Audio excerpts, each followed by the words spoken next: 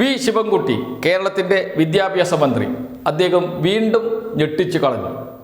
അദ്ദേഹം എഴുതിയ ലേഖനം ഇന്നത്തെ എല്ലാ മാധ്യമങ്ങളിലും വന്നിട്ടുണ്ട്, പത്രമാധ്യമങ്ങളിൽ പ്രസിദ്ധീകരിച്ച് വന്നിട്ടുണ്ട്. ഇന്നത്തെ എന്ന് വെച്ചാൽ 2025 ഒക്ടോബർ 28 ചൊവ്വാഴ്ചയിലെ എല്ലാ ദിനപത്രങ്ങളിലും വന്നിട്ടുണ്ട്. ദേശാഭിമാനി ലേഖനത്തിൻ്റെ മുഴുവൻ രൂപവും പ്രസിദ്ധീകരിച്ചിട്ടുണ്ട്. ലേഖനം തുടങ്ങുന്നത് ഇങ്ങനെയാണ്: മതനിരപേക്ഷത ഉറപ്പിക്കും എന്നും കുട്ടികളുടെ പക്ഷത്ത് എന്ന തലക്കെട്ടോടെ. 4 ഭാഗങ്ങളുണ്ട് ഈ ലേഖനത്തിന്. ഒന്നാമത്തെ ഭാഗം ദേശീയ വിദ്യാഭ്യാസ നയങ്ങളും കേരളവും, രണ്ടാമത്തെ ഭാഗം PM ശ്രീ പദ്ധതിയും കേരള പാഠ്യപദ്ധതിയും എന്തുകൊണ്ട് ഇപ്പോൾ ഒപ്പുവെച്ചു, അചഞ്ചലമായ നിലപാടുകൾ എന്ന് പറഞ്ഞു. ആദ്യ പാരഗ്രാഫിൽ പറയുന്നത് ദേശീയ വിദ്യാഭ്യാസ നയത്തെക്കുറിച്ചാണ്. അത് ഹിന്ദുത്വ പ്രത്യയശാസ്ത്രത്തെ ഒളിച്ചു കടത്താനുള്ള നിലപാട്, നടപടി അതിനകത്തുണ്ട്. അതിനെ ഒരിക്കലും കേരളം അംഗീകരിക്കുന്നില്ല, അതിനെ നിരാകരിക്കുക തന്നെ ചെയ്യും. ഉദാഹരണം നമ്മുടെ മുന്നിലുണ്ട്. ദേശീയ പാഠ്യപദ്ധതി ചട്ടക്കൂടിൽ നിന്ന് ഒഴിവാക്കിയ ഭാഗങ്ങളുണ്ട്. ആ ഭാഗങ്ങൾ ഉൾപ്പെടുത്തിക്കൊണ്ട് പ്രത്യേക പാഠപുസ്തകം തയ്യാറാക്കി വിദ്യാർത്ഥികൾക്ക് പഠിക്കാൻ നൽകിയ സർക്കാരാണ് കേരളം ഭരിക്കുന്നത്. നാം അത് മറന്നുപോകരുത്. അങ്ങനെയുള്ള സർക്കാരിനെയാണ് കേരളത്തിലെ CPIയുടെ വിദ്യാർത്ഥി വിഭാഗം പറയുന്നത് കളസം പുറത്ത് കാണും, മുണ്ട് മടക്കി കുത്തരുത് എന്ന്. എത്ര ഹീനമായ പ്രചാരണമാണ് എന്നോർക്കണം. ആര് മാപ്പ് കൊടുക്കും ഈ വിദ്യാർത്ഥി യുവജന സംഘടനയ്ക്ക് എന്നുകൂടി ഓർക്കേണ്ടതുണ്ട്. 2 കാര്യങ്ങളാണ് അതിനകത്ത് പറയുന്നത്. ഒന്നാമത്തെ കാര്യം, ഹിന്ദുത്വ പ്രത്യയശാസ്ത്രം ഒളിച്ചു കടത്തുന്ന പാഠ്യപദ്ധതിയെ ഒരിക്കലും അംഗീകരിക്കില്ല എന്ന്. രണ്ടാമത്തെ ഭാഗം സാങ്കേതികമായ കാര്യങ്ങളാണ്.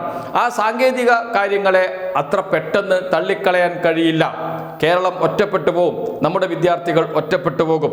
അക്കാര്യം ചൂണ്ടിക്കാണിച്ചുകൊണ്ട് പറയുകയാണ്: സ്കൂൾ ഘടനാപരമായ മാറ്റങ്ങൾ, സ്കൂൾ പ്രവേശന പ്രായം, മൂല്യനിർണ്ണയ മാറ്റങ്ങൾ, അധ്യാപകരുടെ യോഗ്യതകൾ, national credit framework, APAAR ID, 4 വർഷ സംയോജിത അധ്യാപക പരിശീലന കോഴ്സ് എന്നിവയെല്ലാം തന്നെ ഈ നയത്തിൻ്റെ സാങ്കേതികപരമായ അക്കാദമിക നിർദ്ദേശങ്ങളാണ്. ഇവയെല്ലാം എങ്ങനെ സ്വാധീനിക്കുമെന്ന് വിശദമായി വിലയിരുത്തിയേ തീരുമാനങ്ങളിലേക്ക് പോവുകയുള്ളൂ.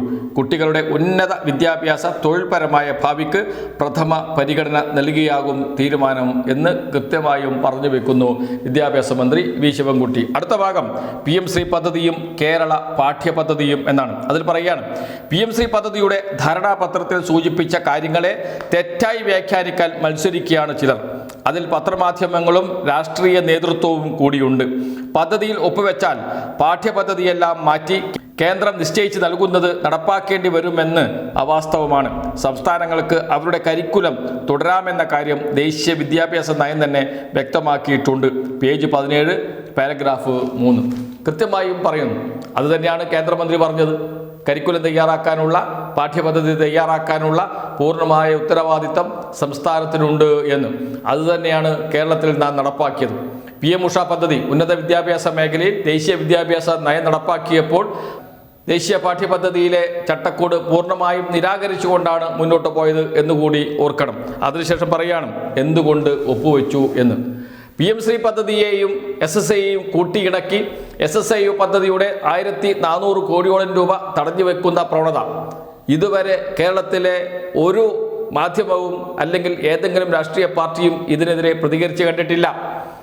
എന്തുകൊണ്ട്? 1400 കോടി രൂപ SSIക്ക് നൽകേണ്ട, സർവശിക്ഷ അഭിയാന് നൽകേണ്ട പണമാണ്. നമ്മുടെ വിദ്യാർത്ഥികൾക്ക് കിട്ടേണ്ട പണമാണ്. നമ്മുടെ അധ്യാപകർക്ക് ശമ്പളം കൊടുക്കേണ്ട പണമാണ്. അതിൻ്റെ വിഹിതമാണ് ചോദിക്കുന്നത്. കേന്ദ്രം തരേണ്ട വിഹിതം അത് തടഞ്ഞു വച്ചിരിക്കുന്നു PM ശ്രീയിൽ ഒപ്പിടാത്തത് കൊണ്ട്. PM ശ്രീയിൽ അപകടമുണ്ട്. ആ അപകടത്തെ നിരാകരിച്ചുകൊണ്ട് അതിന് സാങ്കേതികമായ കാര്യങ്ങളെ മാത്രം ഉൾക്കൊണ്ടുകൊണ്ട് നടപ്പാക്കുമെന്ന് പറയുകയും അതനുസരിച്ച് നടപടിക്രമങ്ങൾ പൂർത്തിയാക്കുകയും ചെയ്യും എന്ന് പറയുകയാണ്. പൂർണ്ണമായും നിരാകരിക്കേണ്ടതല്ല ദേശീയ വിദ്യാഭ്യാസ നയം എന്ന് പറഞ്ഞു വെക്കുന്നു വി ശിവൻകുട്ടി. എന്ന് വെച്ചാൽ പ്രിയപ്പെട്ട CPI നേതാക്കളെ ഇതൊക്കെയൊന്ന് വായിച്ച് പഠിക്കൂ, അതിനുശേഷം അഭിപ്രായം പറയൂ എന്നാണ് വി ശിവൻകുട്ടി പറയുന്നത്. ഏതായാലും ധീരമായ ചുവടുവെപ്പ്. ഇത്രയും വിഷയങ്ങൾ സൃഷ്ടിച്ചിട്ടും ഒരു തരത്തിലും ഒരടി പോലും പിന്നോട്ട് പോകില്ല എന്ന് ഉറപ്പിച്ച് പറയുകയാണ് വി ശിവൻകുട്ടി ചെയ്യുന്നത്. CPIM വി ശിവൻകുട്ടിക്ക് പൂർണ്ണമായ പിന്തുണ നൽകുന്നുണ്ട് എന്നതിൻ്റെ ഉദാഹരണമാണ് ഈ ലേഖനം. ദേശാഭിമാനിയിൽ പ്രസിദ്ധീകരിച്ചു വന്ന ലേഖനം. കാരണം ഇത്തരമൊരു ലേഖനം പ്രസിദ്ധീകരിക്കണമെങ്കിൽ CPIMൻ്റെ അനുമതി വേണം. അത് നൽകിയിട്ടുണ്ട് എന്ന കാര്യം ഉറപ്പാണ്. അതല്ലെങ്കിൽ CPI ഇത്രയും ബഹളമുണ്ടാക്കുന്ന LDF-ൽ തന്നെ വലിയ കലാപം സൃഷ്ടിക്കാൻ ശ്രമിക്കുന്ന ഘട്ടത്തിൽ ഇതാ വായിച്ചു പഠിക്കൂ എന്ന് പറഞ്ഞുകൊണ്ട് CPI-ക്കാർക്ക് കൊടുക്കുകയാണ് ഈ ലേഖനം. ഈ വാർത്ത കാണുന്ന അല്ലെങ്കിൽ പ്രസ് വൺ TV കാണുന്ന നമ്മുടെ പ്രേക്ഷകർ ഇത് നിങ്ങളുടെ CPI സുഹൃത്തുക്കൾക്ക് വായിക്കാൻ വേണ്ടി ഈ ലേഖനത്തിൻ്റെ കോപ്പി ഒന്ന് അയച്ചു കൊടുക്കാൻ തയ്യാറാകണം എന്നാണ് അഭ്യർത്ഥിക്കാനുള്ളത്.